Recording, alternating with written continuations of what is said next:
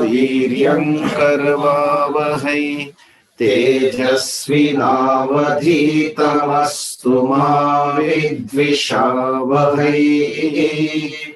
Om Shanti Shanti Shanti. I hope this स्पष्ट आवाज आएगा आपको।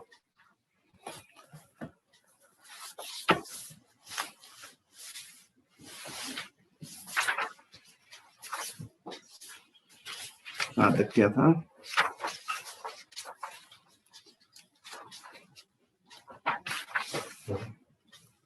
बारह हो गए थे। तो कल हम लोगों ने 10th, 11th और 12th किए थे। उसको समराइज करते एक बार। त्यागी सत्व समाविष्टः मेधावी छिन्न संशयः। ये जो व्यक्ति है न अनुसज्जते कुशले, अनुकूल कर्म में वो कभी भी अपने आप को किसी प्रकार की न अनुसज्जते, अनुसंगम प्रीतिम न करोति, अकुशले प्राप्ते न द्वेष्टि। काम्य कर्म प्राप्त होने पर उसके अशोभनम काम्यम कर्म उसको प्राप्त होने पर वह उसके साथ द्वेष नहीं करता। तो इस प्रकार से he is above from the इष्ट अनिष्ट कर्म, he does what is to be done.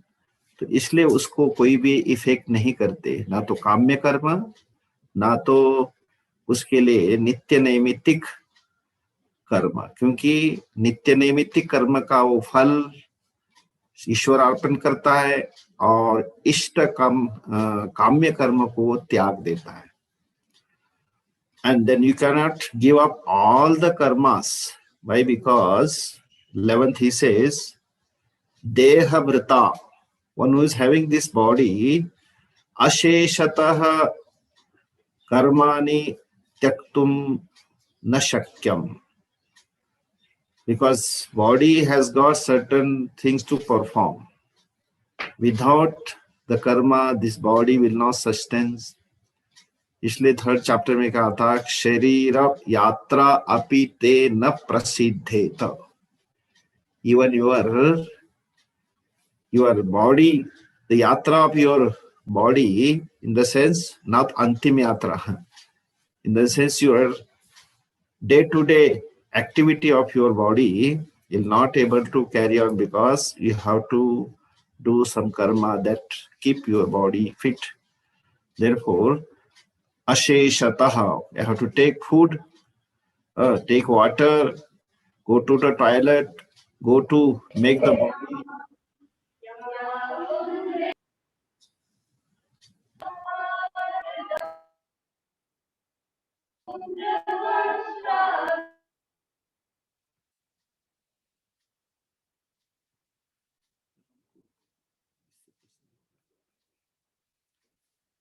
मेरी आवाज आ रही है आपको सबको?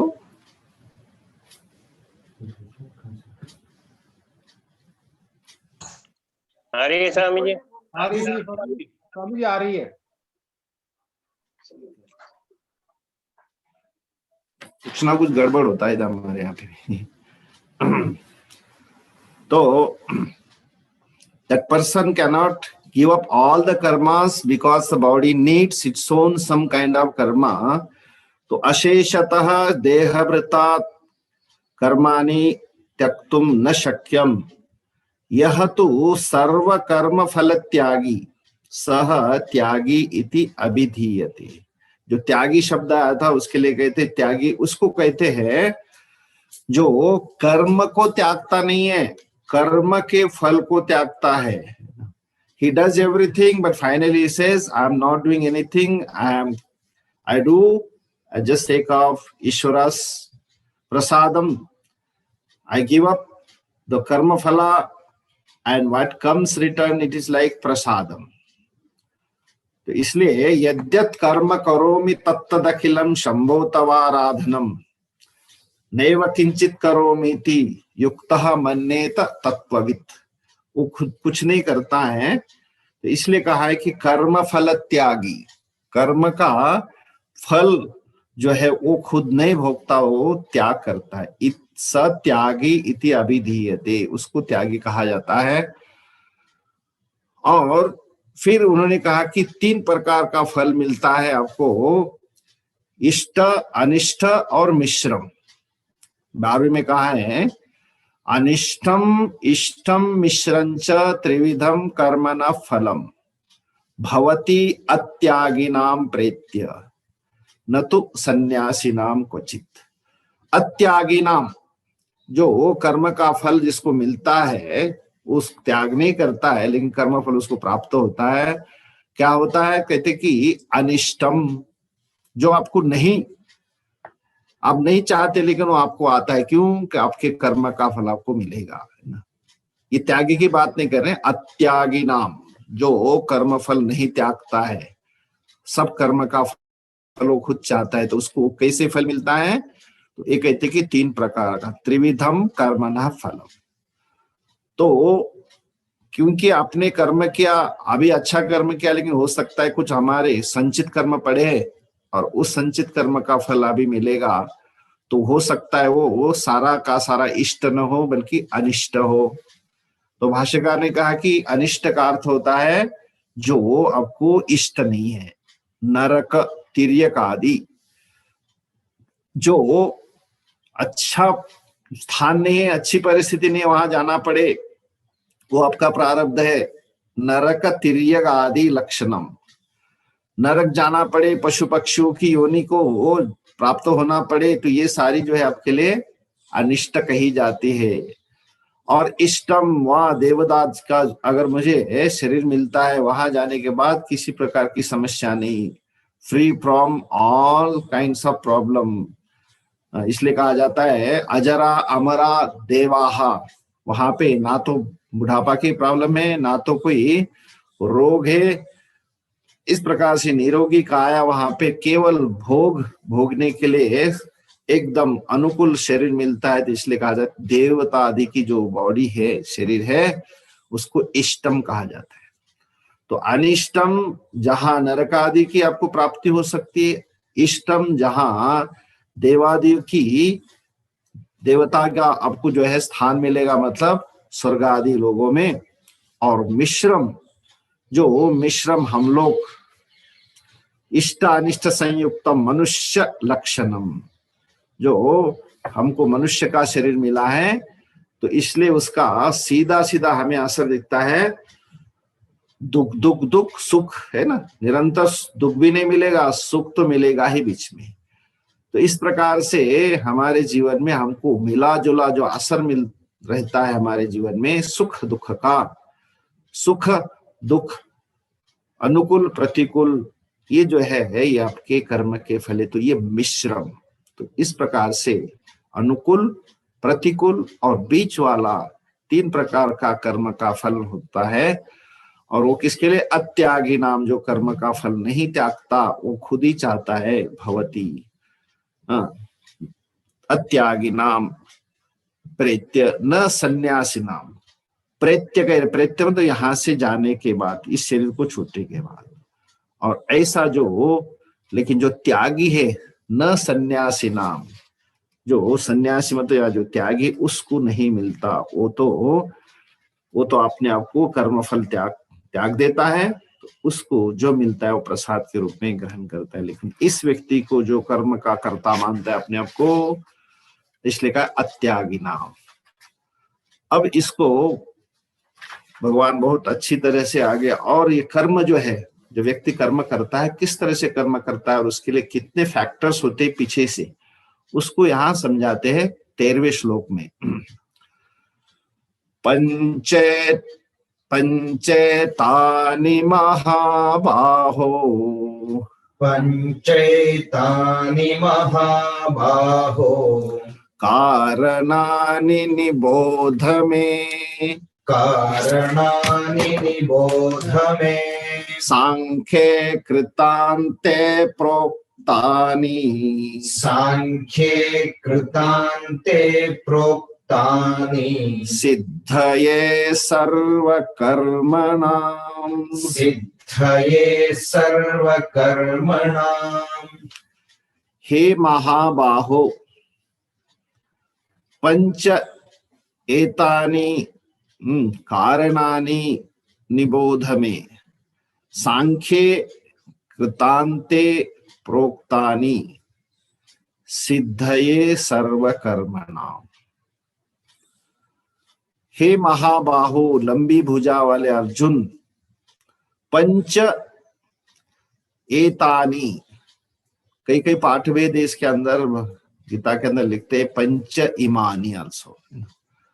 तो पंच एतानि वक्षमानानि, जो कहे जाने वाले हैं, 5 प्रकार के क्या है? कारणानि, उसके लिए कारण इंस्ट्रूमेंट होते हैं 5, तब जाकर कोई कर्म होता है।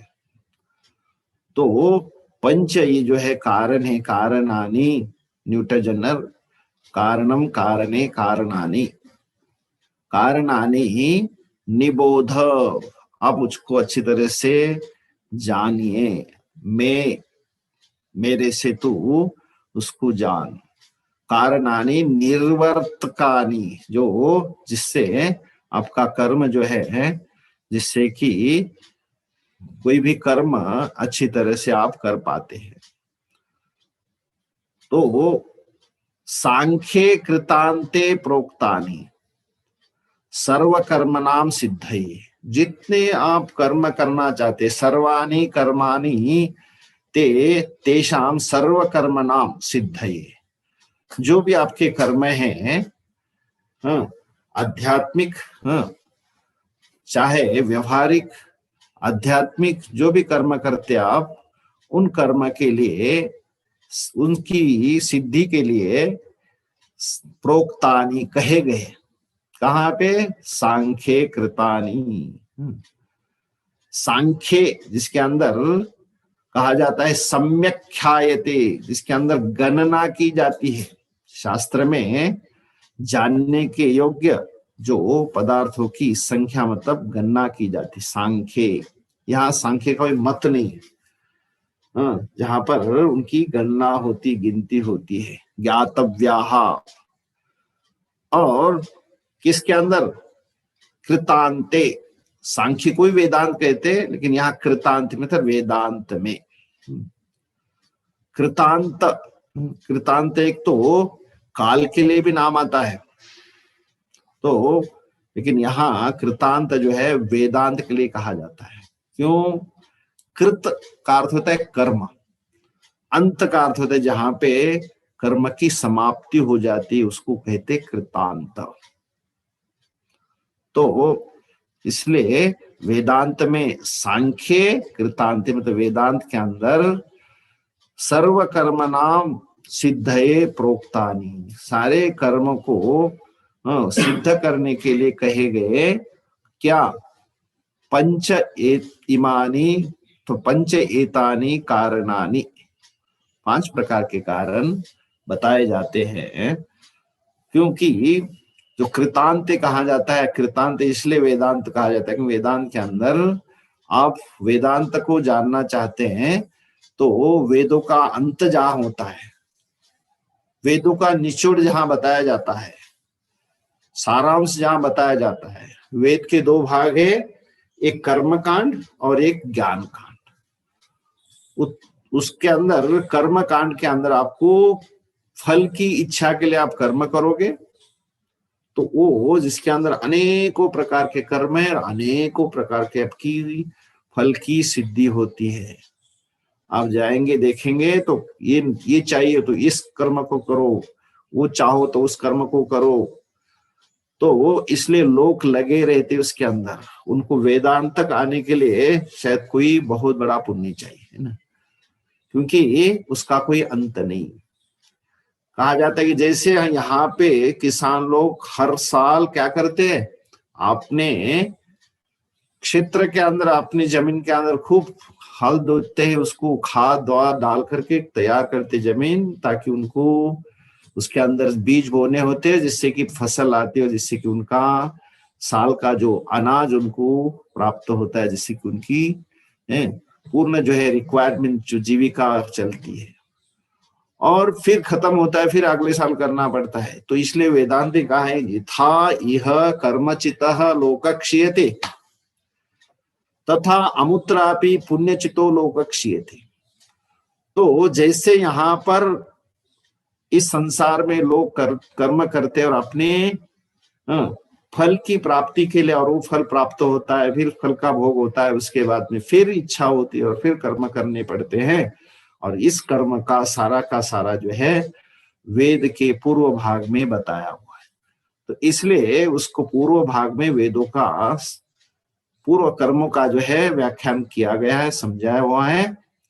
लेकिन फिर ऐसे करते करते अगर इसके अंदर लगे रहोगे तो आप वही करते रहोगे और वही जन्म मरण आपका चलता रहेगा। लेकिन वेद के अंत में आते हैं कि नहीं, आपको कभी न कभी तो उन कर्म कांड से बाहर आना ही पड़ेगा, और उसको आपको ज्ञान कांड के प्रति आपको लगना पड़ेगा, तभी जाकर के आपको ज्ञान से फिर मोक्ष की प्राप्ति होगी। तो इसलिए ये कृतांत शब्द है। कृत अंत मतलब जो जो करोगे उसको कृत कहते हैं, और जहां पे करने का अंत हो जाता है। इसलिए उपनिषद में भी आता है कि परीक्षलोकान कर्मचिता नास्तिक कृता कृतेन। परीक्षलोकान, सारे लोगों के अंदर देखा कि ना अस्ति कृतः कृतेन, करने से अकृत जो नित्य वस्तु है उसकी प्राप्ति नहीं हो सकती। कर्म करने से जो नित्य फल है ज्ञान का वो प्राप्त नहीं हो सकता। क्यों? कि करोगे तो आपको फल मिलेगा, फल की फिर आपको फल का भोग होगा, फिर कामना होगी, फिर कर्म करोगे, फिर कर्म का फल मिलेगा। इस प्रकार से वो जो है आपका चक्र चलता रहेगा। इसलिए कहा जाता है कि कृत अंत, कृतांत, जहां पे कर्म करके फल की जो है जहां पे प्राप्ति की इच्छा नहीं, वहां पर केवल उसने कहा है कृतांते। तो सांख्ये कृतांते सर्व कर्म नाम सिद्धये प्रोक्तानि। कर्म व्यक्ति कोई करता है तो उसके मुख्य पांच कारण बताए। वो पांच कारण क्या है? भगवान कहते कारणानि मैं निबोध, मेरे से तो अच्छी तरह से समझ जान उनको।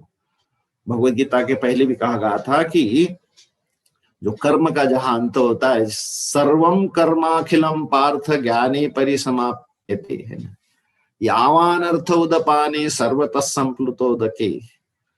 तो जब तक यावान अर्थ, जब तक आपको इच्छा होती है अर्थों की, कर्म फल की, वो तब तक ही होती है जब तक जैसे उस नदी में से पानी निकाल दे, और वो नदी में से पानी निकालते रहते हैं, और जब पता चलता है नदी पानी से भर जाती है तो उस नदी के अंदर जो खोदे हुए कुएं वो अपने आप ही सब जो है पानी में लय हो जाते हैं। उसी प्रकार जीवन में हम जिस प्राप्ति के लिए कर्म करते हैं और फल की प्राप्ति करते, तो फल जो है कहते कि यहाँ पे सब आपको फल ऐसा मिला कि आपको उसको जो पूर्णता का जब एहसास होता है कि सर्वम खलु इदम ब्रह्म, सब ज्ञान होता है, तो उस समय सारे कर्म का वहां पे समापन होता है। इसलिए सर्वम कर्माखिलम पार्थ ज्ञाने परिसमाप्यते। तो वो तो कर्म का वहां तो होता है, लेकिन कर्म करने के जो इंस्ट्रूमेंट है वो पांच है, उसको यहाँ पर समझा रहे। 14वां श्लोक, कानि तानि उच्यते, कौन से वो पांच कारण है वो समझाते। अधिष्ठानम तथा कर्ता, अधिष्ठानं तथा कर्ता, करणं च पृथक् विधम्, करणं च पृथग्विधम्, विविधाश्च पृथक् चेष्टाः, विविधाश्च पृथक् चेष्टाः, दैवं चैवात्र पंचमम्, दैवं चैवात्र पंचमम्। पांच कारण कर्म के लिए जो आवश्यक होते वो बता रहे यहाँ पे।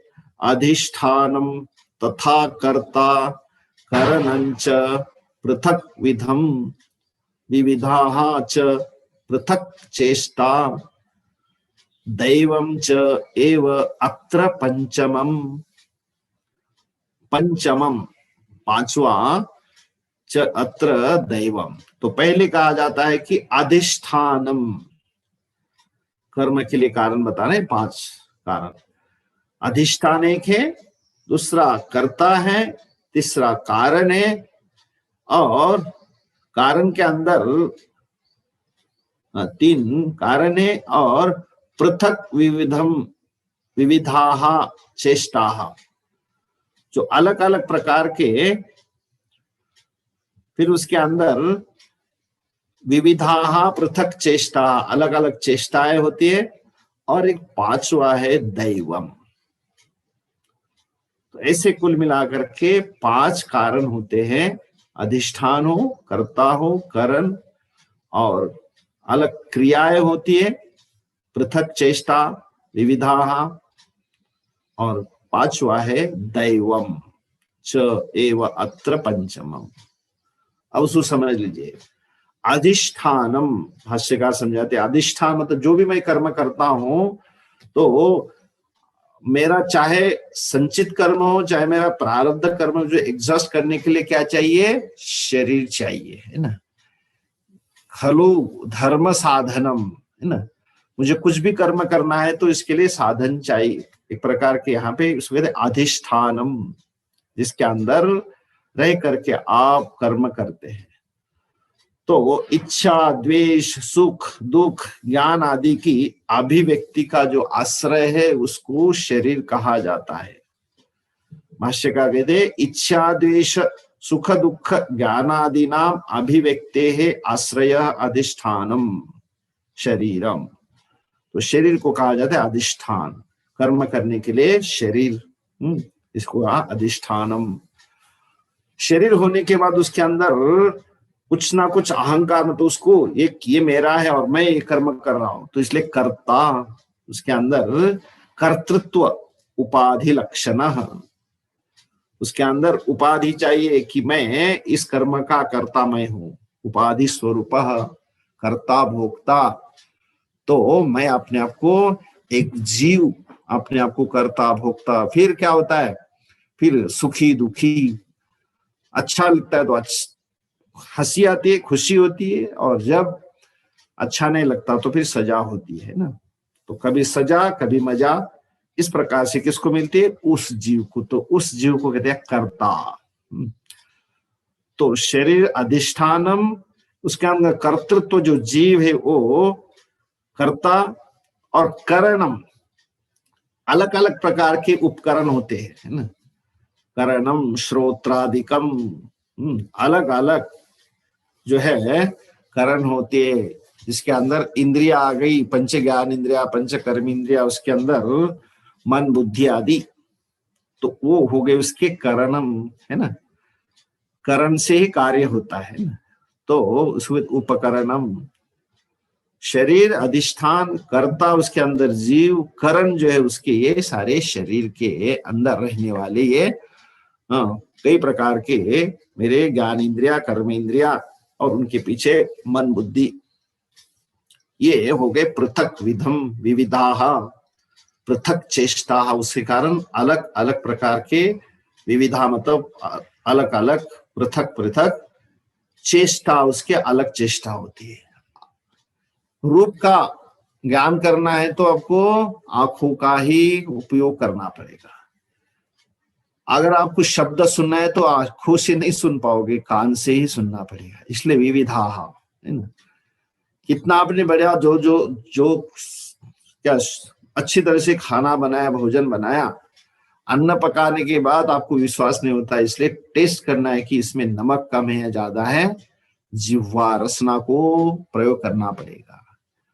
सर्दी है, गर्मी है, दिखाने के लिए आपको अपने टच करना पड़ेगा, और ये दुर्गंध या सुगंध आपको सूंघ के देखना पड़ेगा। तो इस प्रकार से ये अलग अलग कर्मों को, विषयों को जानने के लिए इन कर्मों का इसलिए कहा है पृथक विधम विविधाः पृथक चेष्टाः।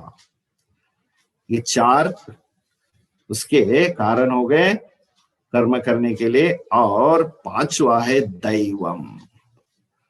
दैवम कहते भाषिका कहती एक एक जो आपकी इंद्रियां है ना, इंद्रियों के अंदर एक एक इष्ट देवता है। आंख आपकी ठीक नहीं चलती तो आपको कहा जाता है कि आप सूर्य की उपासना करिए, अर्घ्य दीजिए, है ना। तो पैरों में अगर कुछ हमेशा तकलीफ रहती तो कहा जाता है कि आप विष्णु उसके एक देवता है।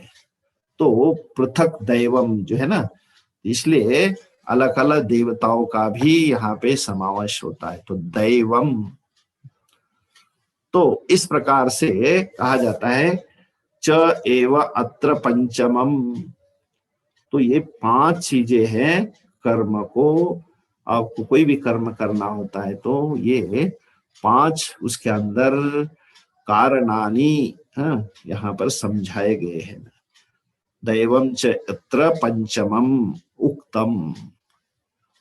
तो ये पांच आपको इसके अंदर, तो अधिष्ठानम शरीरम, कर्ता उसके अंदर कर्तृत्व जीव, करणम उसके अंदर अलग अलग प्रकार के करण जो इंद्रिया आदि मन बुद्धि आदि, पृथक विधम अलग अलग उसके अंदर करने वाले जो इंद्रिया हैं, इंद्रिय के अंदर रहने वाले जो उसके भिन्न भिन्न उसके विषय।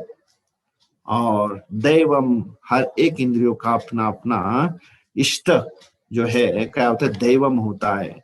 तो उसका हमने इसमें देखा हुआ है तत्वबोध के अंदर हर एक इंद्रियों की देवता होती है, पीछे उसको दैवम कहा जाता है। तो इसे पंचकरण बताए उसके आगे अभी और समझाते 15वें श्लोक में। शरीर वांग मनोभिर्यत् शरीर वांग मनोभिर्यत् कर्म प्रारभते नरः कर्म प्रारभते नरः न्याय्यं वा विपरीतं वा न्यायं वा विपरीतं वा पंचैते तस्य हेतवः।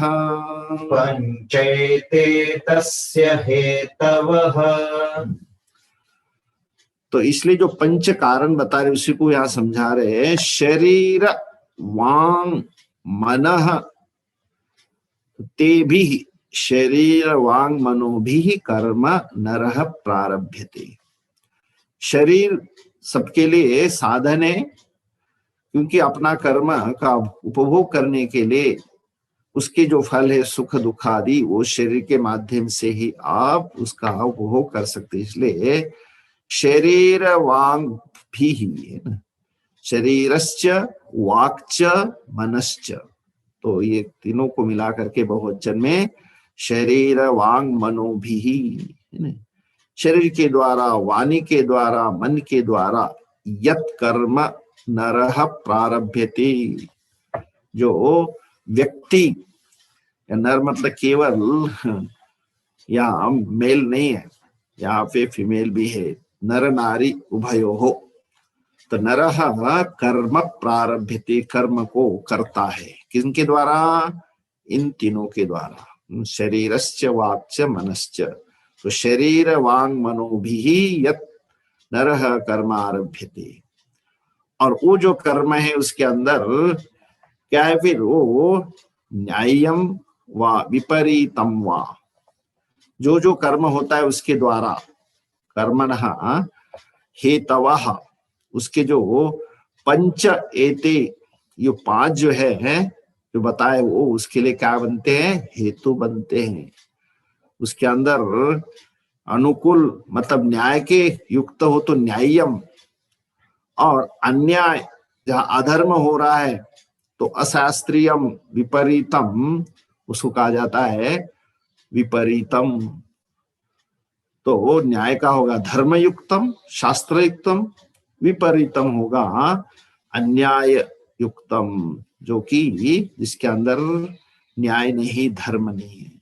तो इस प्रकार से होने वाले जो कर्म है, तस्य पंच एते हेतवः, ये 5 कारण बनते हैं।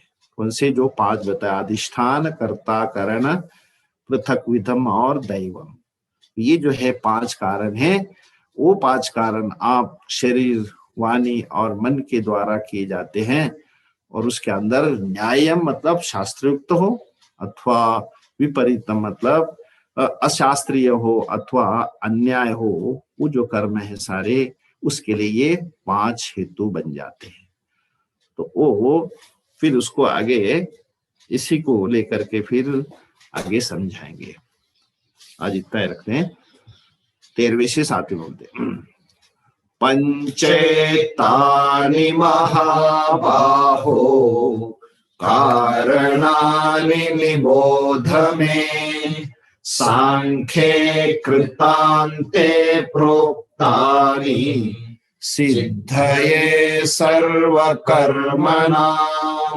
अधिष्ठानं तथा कर्ता करणं च पृथक् विधम्, विविधाश्च पृथक् चेष्टाः, दैवं चैवात्र पंचमम्, शरीरवाङ्मनोभिर्यत् कर्म प्रारभते नरः, न्याय्यं वा विपरीतं वा, पंचेते तस्य हेतवः। ओम पूर्णमदः पूर्णमिदं पूर्णात् पूर्णमुदच्यते, पूर्णस्य पूर्णमादाय पूर्णमेवावशिष्यते। ओम शांति शांति शांति। हरि ओम। श्री गुरुभ्यो नमः। हरि ओम। आज आप कुछ लोग 5 जने